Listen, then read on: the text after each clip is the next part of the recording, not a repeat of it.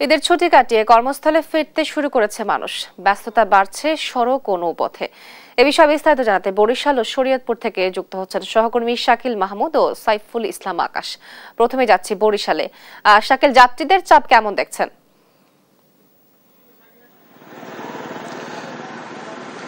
দেখুন, ঈদের ছুটি শেষ হতে না হতেই কিন্তু আসলে কর্মব্যস্ত মানুষ কিন্তু তার কর্মস্থলে ফিরতে শুরু করেছে এবং বরিশালের যে কেন্দ্রীয় নতুল্লাবাদ বাস টার্মিনাল, সেখানে কিন্তু আসলে গত বছরগুলোর তুলনায় কিন্তু এবছর কিন্তু অনেকটাই ভিড় আসলে বেশি দেখা গিয়েছে। কারণ এই আজ যেহেতু শুক্রবার, অধিকাংশ অফিসই কাল এবং পরশুর মধ্যে যেহেতু তাদের কার্যক্রম শুরু করবে, সে কারণে অনেকেই চাচ্ছে আসলে সকাল সকাল বাসে আসলে রাজধানী সহ যে কর্মস্থল, তাদের যে কর্মস্থল সেখানে পৌঁছে যেতে চাচ্ছে এবং আগামীকাল এবং পরশুর মধ্যে কিন্তু তারা অফিসে যোগদান করতে চাচ্ছে। এই কারণে কিন্তু একটু সড়ক পথে চাপ বেশি। আমরা দেখেছি যে বরিশালের যে সড়ক পথে আছে সেখানে কিন্তু প্রতি মুহূর্তেই কিন্তু আসলে পরিবহনের সংখ্যা বাড়ছে এবং সেই পরিবহনগুলো চলাচল করছে। যদিও গতকাল আমরা দেখেছি যে বিআরটিএ এবং জেলা প্রশাসন যৌথ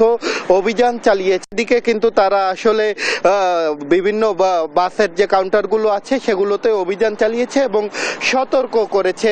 এর পাশাপাশি আমরা যদি বলি যে নদী বন্দরগুলোতেও কিন্তু আসলে ভিড় আমরা দেখতে পেয়েছি, কারণ অভ্যন্তরীণ যে রুটগুলো আছে ভোলা, মেহেন্দিগঞ্জ, সেই সকল অভ্যন্তরীণ রুটগুলো থেকে কিন্তু আমরা দেখছি যে যাত্রীরা আসলে বরিশাল নগরীতে আসছে এবং কেউ বাসে করেই আসলে তার কর্মস্থলে ফিরতে শুরু করেছে। আবার অনেকে আবার রাত যেহেতু 8টা থেকে 9টার মধ্যে ঢাকা বরিশাল রুটের যে লঞ্চগুলো আছে সেগুলো চলাচল করে, সেগুলোতে কিন্তু তারা যাওয়ার জন্য আমরা দেখেছি অনেকেই অপেক্ষা করছে।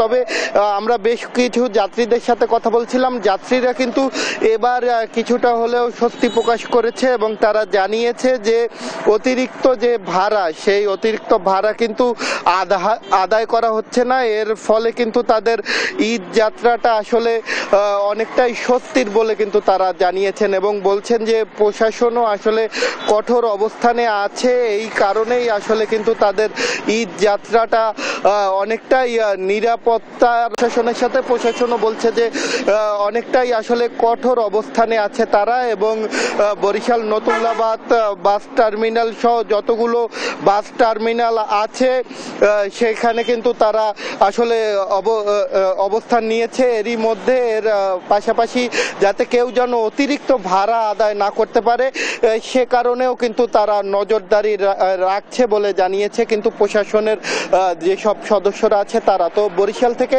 এতটুকুই ছিল আমার কাছে সবশেষ। আমরা যাব শরীয়তপুরে, সেখানে আছে আমাদের আরেক সহকর্মী।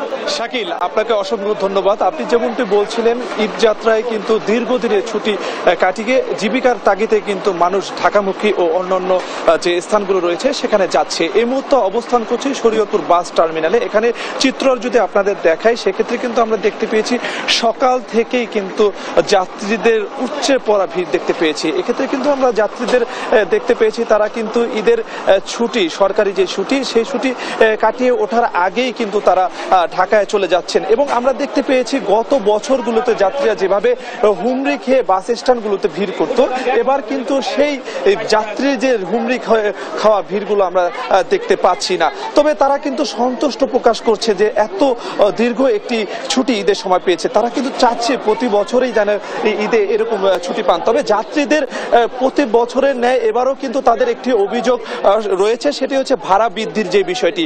শরীয়তপুর থেকে ঢাকা যেতে কিন্তু তাদের 400 টাকা করে ভাড়া দিতে হচ্ছে, যেখানে তাদের প্রতিনিয়তই 250 টাকা করে ভাড়া দিতে হচ্ছে। এই বিষয়টি নিয়ে কিন্তু তারা অনেকটা ক্ষুব্ধ প্রতিক্রিয়া প্রকাশ করেছেন। এর পাশাপাশি তারা যেটি বলছেন, শরীয়তপুরের দুটি ব্রিজ রয়েছে, যেটি একটি হচ্ছে প্রেমতলা ব্রিজ ও আরেকটি হচ্ছে কাজিরহাট ব্রিজ। সেই দুটি ব্রিজে কিন্তু সরু হওয়ার কারণে কিন্তু তাদের যাতায়াতে অনেকটা দুর্ভোগ পোহাতে হচ্ছে। এখানকার যারা যাত্রী রয়েছে তাদের সাথে একটু কথা বলার চেষ্টা করব, জানার চেষ্টা করব আসলে এই যে শরীয়তপুর থেকে ঢাকা যাচ্ছেন আপনাদের থেকে কত টাকা ভাড়া নেওয়া হচ্ছে এবং আপনাদের কি মনে হচ্ছে প্রশাসন কি নজরদারিতে রাখছে কিনা?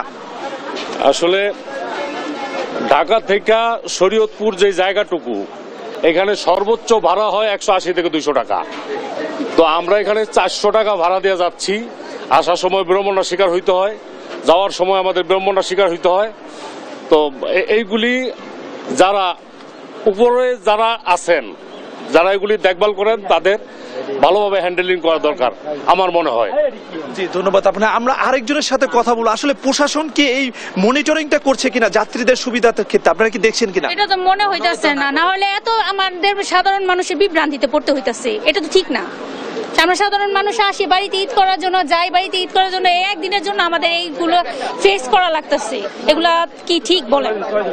শুনছিলেন এখানে 250 টাকা ভাড়া, সে জায়গায় তারা 300 টাকা রাখতে পারে, 400 টাকা অতিরিক্ত হয়ে যায় না?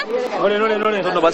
এখানে কিন্তু শুনছিলেন যাত্রীদের একটু ক্ষোভ। তারা কিন্তু বলছে 250 টাকার যে ভাড়া সেটি কিন্তু 300 টাকা বা 350 টাকা হলে ভালো হতো, 400 টাকা কিন্তু অতিরিক্ত হয়ে যাচ্ছে বলে আমাদেরকে জানিয়েছে।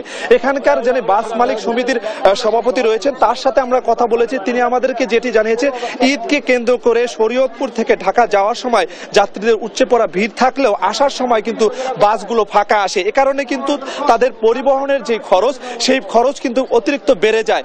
এর ফলে কিন্তু তারা যেই এই একমুখী যাত্রী থাকার কারণে কিন্তু তাদের এই ভাড়াটাই দ্বিগুণ করা হয়েছে। এটি কিন্তু আগামীকাল পর্যন্ত 400 টাকা থাকবে। এর পরবর্তীতে কিন্তু সেই দৈনন্দিন যে ভাড়া 250 টাকা, সেটাই কিন্তু তারা নেবেন বলে আমাদেরকে জানিয়েছে। তবে আমরা যারা এখানে যাত্রীরা রয়েছেন, তারা কিন্তু বারবারই বলছেন যে প্রশাসনের কিন্তু এখন পর্যন্ত তেমন কোনো কাজ দেখা যায়নি।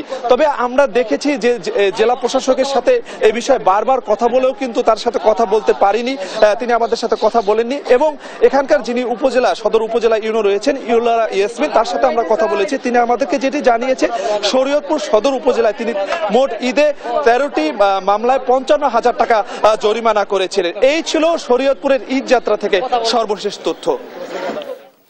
ঈদের ছুটি কাটিয়ে কর্মস্থলে ফিরতে শুরু করেছে মানুষ। এ বিষয়ে বিস্তারিত জানাচ্ছিলেন বরিশাল ও শরীয়তপুর থেকে আমাদের সহকর্মীরা।